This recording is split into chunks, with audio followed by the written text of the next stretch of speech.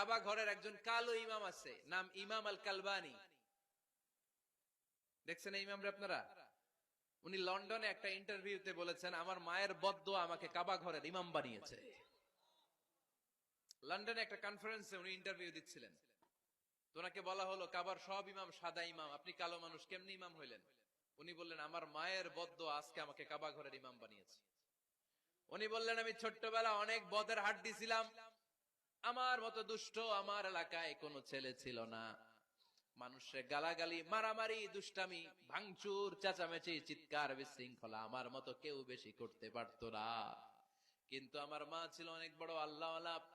আমার মা জানতেন আল্লাহর কাছে দোয়া করার কত বড় পাওয়ার। আমার মা যখন আমার উপর রেগে যেতেন, আমার মা জানতেন রাগের মাথায় বদদোয়া দিলে বদদোয়া কবুল হয়ে যাবে।